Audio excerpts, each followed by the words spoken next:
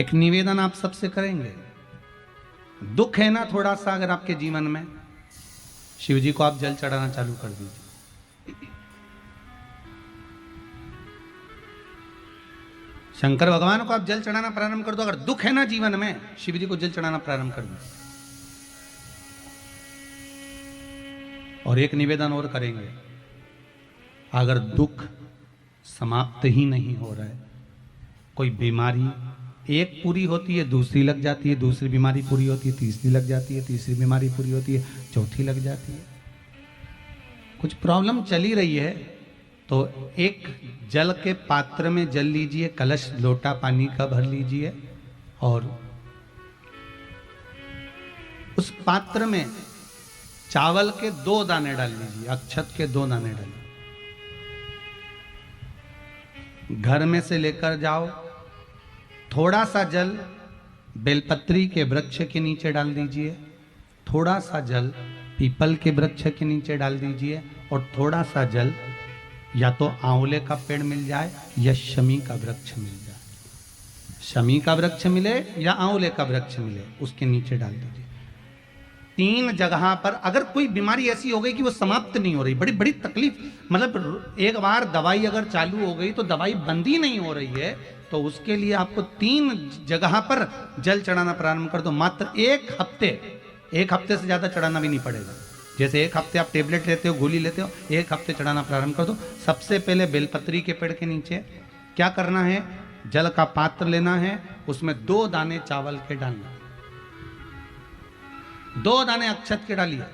पहले बेलपत्री के पेड़ के नीचे जाओ, वहां जल चढ़ाओ, फिर जाइए पीपल के वृक्ष के नीचे, वहां जल चढ़ाइए, आखिरी में या तो शमी के नीचे या फिर आंवले के नीचे, इन दोनों में से कोई एक वृक्ष जिसके नीचे। पर 1 हफ्ते अगर आपने आंवले में चढ़ाया है तो आंवले में ही चढ़ाना, शमी में चढ़ाया है तो शमी में चढ़ाना है। ये बदल के मत चढ़ाना कि आज मैं शमी में चढ़ा देती हूँ कल आंवले में चढ़ा दूंगी, ऐसा नहीं। कितना सुंदर कहा है, जब जिंदगी बहुत संघर्ष में चल रही हो, बहुत दुख का जीवन चल रहा हो, बहुत कष्ट का जीवन चल रहा हो, बहुत कष्टमय जीवन चल रहा हो, तब शमी के 5 पत्ते, शमी के 5 पत्ते एक दुर्वा के साथ, एक अक्षत चावल का 1 दाना, वो भी हल्दी में भिंगोया हुआ हो या केसर में भिंगोया हुआ हो,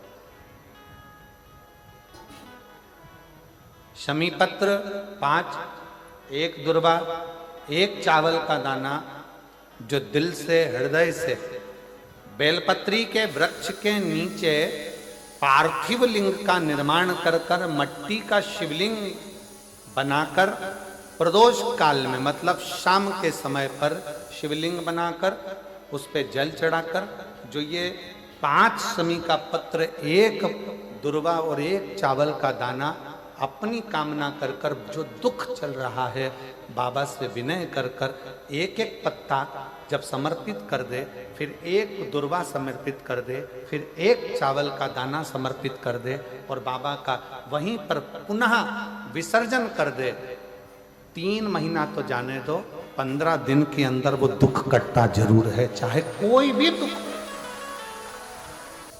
किसी भी तरह का दुख क्यों हो। 1 बेलपत्र के वृक्ष की परिक्रमा करने वाले को हजारों अश्वमेध यज्ञ का फल प्राप्त हो जाता है, हजारों अश्वमेध यज्ञ का फल प्राप्त हो जाता है। उसी तरह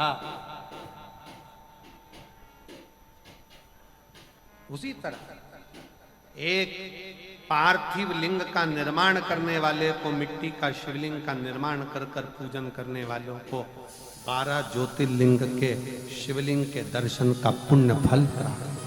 बहुत ध्यान लगाकर सुनिएगा। 1 बेलपत्री और उस बेलपत्री में 1 चंदन की बिंदी और 1 अक्षत का दाना मात्र रखकर भी अगर शिवालय पर चढ़ा दी जाती है, एक बेलपत्री, एक चंदन का बिंदी, और चंदन फिर निवेदन करेंगे। आज के जमाने में तुम लोग सब घिसा घिसाया, पड़ा पड़ाया, डब्बी का सामान ले लेकर, वो नहीं, चंदन की मुठिया रखो, थोड़ा सा भी घिसो, जरा सा भी घिसो, उसकी एक बिंदी और एक चावल का दाना। जब हम भगवान देवाधिदेव महादेव को समर्पित करते हैं, अपनी कामना कर कर समर्पित करते हैं, तो निश्चितता है, पुराण की कथा कहती है, शंकर भगवान उसका फल शीघ्र प्रदान कर देते हैं। भले आपने कुछ करा ना करा, उसका फल तुम्हें मिल जाए। में जाना, लोटा भरकर जल समर्पित करना, और कभी तुम्हारे जीवन में अगर तुमको लग रहा है कि मैं दुखों से पीछा छूट ही नहीं रहा, तब उस जगह पर बेलपत्री के मध्य भाग में पीला चंदन, ये जो पत्ती है और ये दो पत्ती हैं, ये बड़ी पत्ती और ये बीच की जो दो पत्ती हैं, इसके बीच में जो डंडी का भाग रहता है, जो बीच में डंडी का जो भाग है, बड़ी पत्ती और ये दो छोटी पत्ती के मध्य में जो डंडी का भाग है, उस डंडी के भाग में पीला चंदन और एक अक्षत पीला, शंकर भगवान को आप अगर प्रदोष काल में समर्पित कर रहे हैं, तो ये निश्चित है कि धीरे धीरे कर कर वो दुख समाप्त होगा, वो दुख कटेगा ही।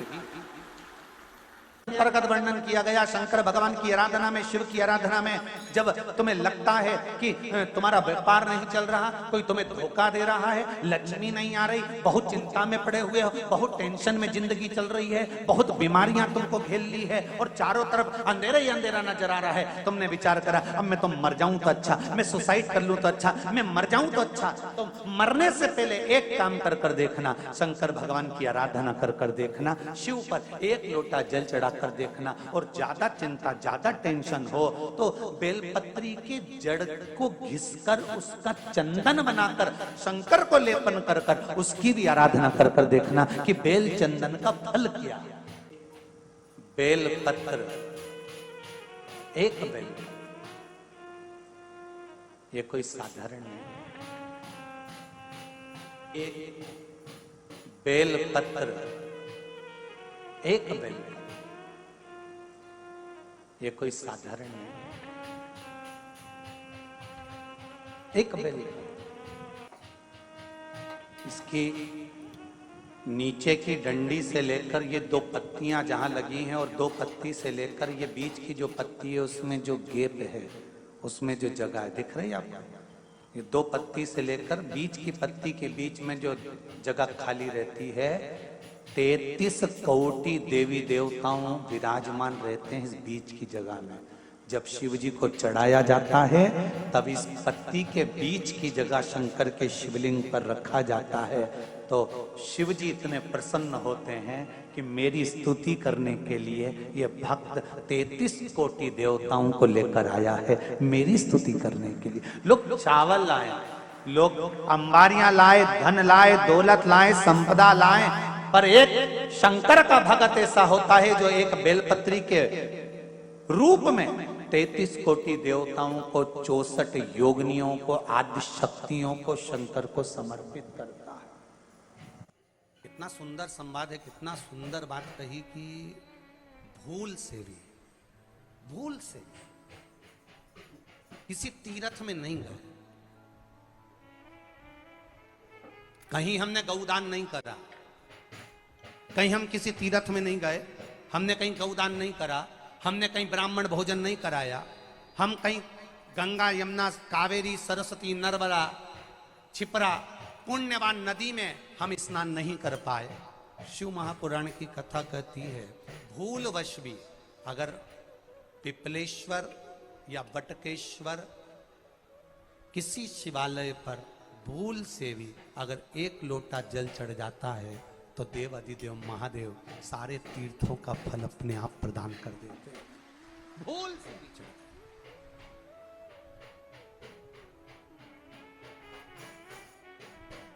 एकांतेश्वर महादेव किसी तीर्थ में नहीं गए,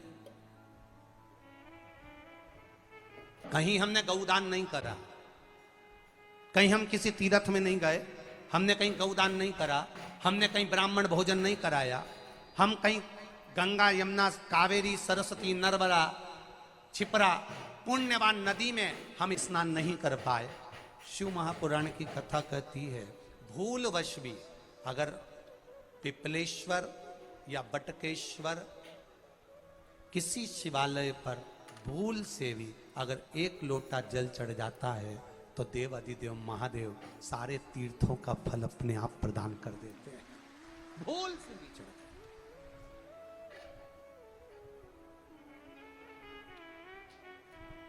एकांतेश्वर महादेव जो कि एकांत में बैठा हुआ है, एकांतेश्वर महादेव अकेला बैठा है अलमस्त होकर। आप जा रहे हो गाड़ी लेकर, आप 4 व्हीलर गाड़ी में जा रहे हो, ट्रैक्टर में जा रहे हो, ट्राली में बैठकर जा रहे हो, क्रूजर में बैठकर जा रहे हो, 2 व्हीलर गाड़ी में बैठकर जा रहे हो, और एकांतेश्वर महादेव का मंदिर दिख गया कोई एकांत में, भले उसका नाम नहीं मालूम तुमको कि कौन सा महादेव, और अकेला बैठा है जंगल में वृक्ष की छांव में एक ओटले पर, कोई दीवार नहीं, कोई जाली नहीं, कोई गेट नहीं, कुछ भी नहीं। ये शिव मंदिर में जाकर एक लोटा जल समर्पित करती थी।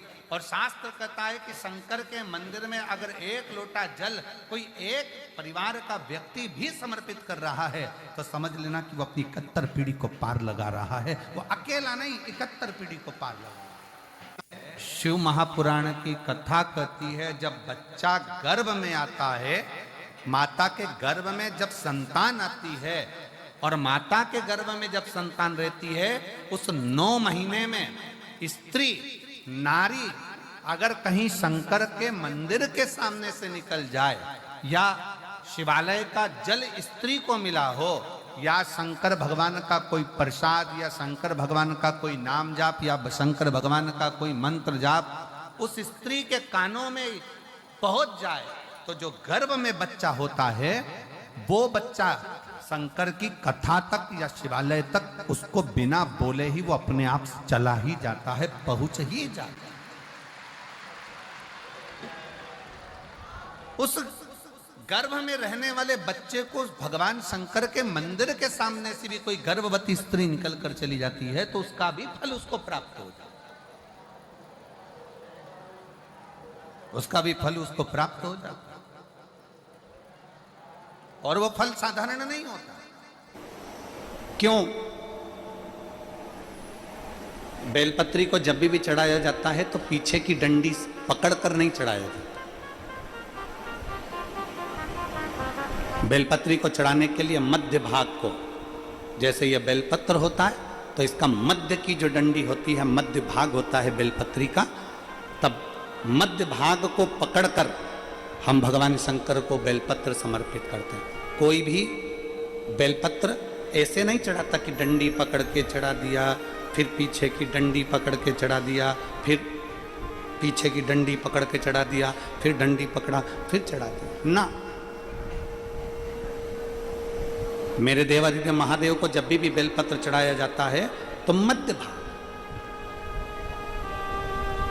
पीछे की डंडी पकड़कर नहीं, मध्य भाग से भगवान शंकर को बेलपत्र समर्पित किया जाता। मध्य भाग से जब भी पकड़ेंगे तो मध्य भाग को पकड़कर बेलपत्र समर्पित करेंगे। क्यों?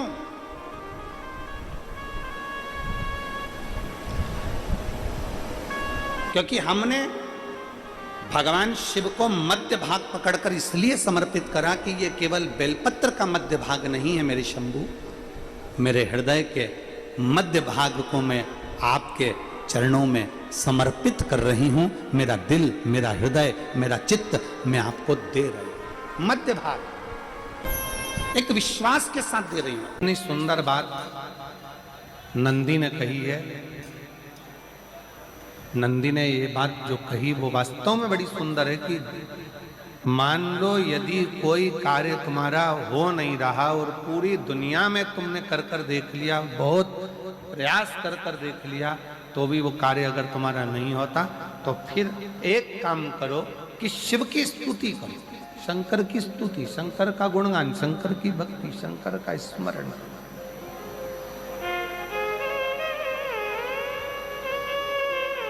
फिर शिव की स्तुति करिए, शंकर से विनय करिए, शंकर से निवेदन करिए, शंकर का गुणगान करिए।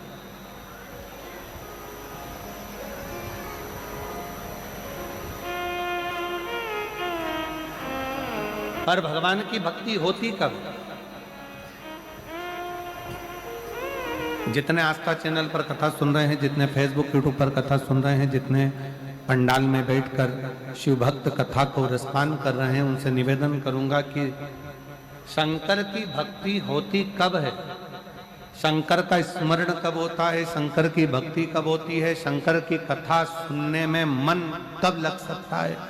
जब अपने भीतर की अभिमत्ता, अपने भीतर का अहम, अपने भीतर का अहंकार, अपने भीतर की आसक्ति, अपने भीतर का काम, अपने भीतर की तृष्णा जब दूर हो जाए तो समझो कि आप शिव में मन लगा बैठे। कितने सारे लोग बैठे हैं यहाँ पर कथा में, सब पंडालों के अंदर लोग शिव भक्त बैठे हुए हैं। कई लोग ऐसे भी होंगे जिनका आकर बैठ तो गए पर दिल नहीं लगता। दो जल व्यक्ति के जीवन को बदलते। कितने जल? जम के बोलो जरा। दो जल। एक देवाधिदेव महादेव के लिए भरा गया एक लोटा जल और दूसरा है स्वयं के लिए भरा गया एक लोटा जल। यहाँ पर अगर बुजुर्ग मेरी माताएं बैठी होंगी, मेरी जीजियां बैठी हैं, मेरे जीजा बैठे हैं, बुजुर्ग जितनी माताएं बैठी हैं वो पुराने समय का अगर लेख उठाकर देखेंगे तो पुराने समय के लोग भोजन करने बैठते थे ना, तो भोजन करने से पहले अपने पानी के लोटे को भरकर, अपना गिलास भरकर बैठते थे। किसी ने देखा है कि नहीं देखा? जम के बोलो जरा। देखा है आप लोगों ने? पुराने समय के लोग जब भोजन करने बैठते थे, पुराने समय के लोग जब भोजन करने बैठते थे तो अपना पानी का गिलास, अपना पानी का लोटा पहले भरकर आसन लग जाता था। बहू आसन लगा देती थी, बहू खाना बना देती थी, घर की पत्नी खाना बना देती थी, भोजन बना देती थी, घर के लोग भोजन दे देते थे। थाली कोई भी लगा कर ला कर दे, थाली कोई सजा कर ला कर दे, पर घर का जो व्यक्ति खाना खाने बैठता था, भोजन करने बैठता था, वो अपना पानी स्वयं भर कर बैठता।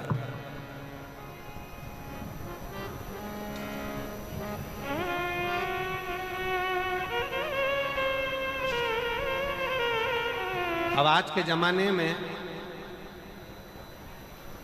दुनिया के लोग कहते हैं मैं दुकान चला रहा हूं, दुनिया के लोग कहते हैं मैं घर चला रहा हूं, दुनिया के लोग कहते हैं मैं ये कर रहा हूं। तुम अपना खुद का पानी भरकर तो बैठ नहीं रहे और कह रहे हो कि घर चला रहा हूं। स्वयं का एक गिलास पानी व्यक्ति नहीं भर पा रहा। कितना सुंदर कहा है महाराज जी। बहुत सावधानी से सुनिएगा। दो जगह का जल व्यक्ति के जीवन को बदल देता है। एक शिव के लिए भरा गया जल और दूसरा स्वयं के लिए भरा गया जल।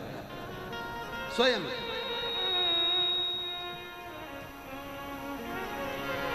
शंकर के मंदिर में जा रहे हो, एक लोटा जल अपने घर से भरकर लेकर चले जाओ और अपने घर में जब तुम भोजन करने बैठ रहे हो, जब तुम रोटी खाने बैठ रहे हो, भोजन करने बैठ रहे हो, भोजन ग्रहण करने बैठ रहे हो, जब तुम भोजन को ग्रहण करने के लिए बैठ रहे हो, तब अपने घर में जब तुम भोजन ग्रहण करने बैठ रहे हो तो एक लोटा जल या एक गिलास पानी भरकर बैठो। बहू अच्छी है, पानी भरेगी, मना नहीं है। बेटा अच्छा है, पानी भरेगा, मना नहीं है। पोता अच्छा है, पोती अच्छी है, नाती अच्छा है, पंती अच्छा है, घर में सब अच्छे। तुम्हारी पत्नी भी अच्छी है, तुम खाना खाओगे तो वो पानी ला कर दे देगी। तुम्हारी बहू भी अच्छी है, तुम भोजन करोगे तो वो पानी ला कर दे देगी। तुम्हारा परिवार का हर व्यक्ति अच्छा है, तुम्हारा कहना मानता है। तुम जिमने बैठोगे, भोजन करने बैठोगे तो वो पानी ला कर देगा। पर शिव पुराण की कथा कहती है, जो व्यक्ति भोजन करते समय अपना जल स्वयं भर कर बैठता है, उसकी जिंदगी में से 3 रोग समाप्त हो जाते हैं। कितने रोग समाप्त हो जाते हैं? 3। पहला, अपना जल स्वयं भर कर बैठने वाले के घुटने का कभी भी डॉक्टर उसके घुटने बदलने का बोलेगा ही नहीं, घुटना बदल ही नहीं सकता। स्वयं का जल भर कर बैठे। दूसरे नंबर पर, जिसकी रीढ़ की हड्डी में कमर से लेकर कंधे तक जिसकी हड्डी में दर्द होता हो, या जो सुबह सुबह सोकर उठता हो और उसके कंधे दुखते हो या पीठ दुखती हो, दूसरे नंबर का रीढ़ की हड्डी का दर्द, और तीसरे नंबर का डॉक्टर को दवाई खा खा कर परेशान हो गए, और आधा सिर का रोग, भुकुटी, ये भौएं दुखती हो, सिर दुखता हो, ये कान के पास का दर्द होता हो, तो अपना भोजन करते समय अपना पानी स्वयं भर कर बैठो, आपको ये 3 रोग से मुक्ति अपने आप मिलना प्रारंभ हो, अपने आप। अब किसी ने कहा गुरुजी पत्नी पानी ला कर देती है, पति पानी ला कर देता है, बेटा पानी ला कर देता है, बहू पानी ला कर देती है, पोता पोती पानी ला कर देते हैं, नाती पंती पानी ला कर देते हैं, नौकर लगे घर में वो पानी ला कर देते हैं, सेवादार लगे घर में वो पानी ला कर देते हैं, तो हमको पानी लाना क्यों जरूरी है? तो अग्नि पुराण में वर्णन आता है कि जो घर में पानी जिस मटके में भरते हो, जिस हंडे में भरते हो, जिस बाल्टी में भरते हो, जिस टंकी में पानी भरते हो, पीने का पानी जिस हंडे में, मटके में, बल्टोई में, जिस गगरे में तुम भरते हो, वो स्थान पितरों का स्थान रहता है। जब हम पानी भरकर भोजन करने बैठते हैं तो हमारे पितर भी उस स्थान पर आकर निश्चित जगह पर बैठते हैं, और जब हम भोजन ग्रहण करते हैं तो हमारे पितरों के भाव का आशीर्वाद हमारे ऊपर पड़ जाता है, जिससे हमारे 3 दर्द समाप्त हो। स्वयं भरो, स्वयं।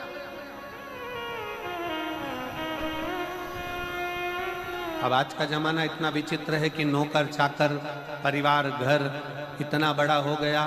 आज के जमाने में कोई सोफे पे से उठना पसंद नहीं करता, वहीं से आवाज लगा देते हैं, ला मेरा भोजन लगा दे, रोटी लाओ। रोटी आई तो मालूम पड़ा पानी ला कर रखा बहू ने। वो बहू ला देगी, बहुत अच्छी है, बहू बेकार नहीं है, बहुत अच्छी है, बेटी बहुत अच्छी है, ला देगी पानी, भोजन भी लाएगी, पानी भी लाएगी, सब कुछ लाएगी। पर पहला फर्ज अपना है, जब तक शरीर चले, पांव चले, हाथ पैर चले, और तुम पलंग पर नहीं पड़े हो, तुम्हारा शरीर अगर चल रहा है तो पहले रसोई घर में जाओ, लोटा भर, लोटा नहीं भर सकते तो गिलास भरो, गिलास नहीं भर सकते तो थोड़ा सा कटोरी में पानी भरो, पर अपने पीने के लिए थोड़ा सा जल स्वयं के लिए लेकर आओ। वो जल इतना कारगर होगा कि तुम्हें रोग से निवारण करता चले जाएगा, रोग समाप्त करता चलेगा। कितना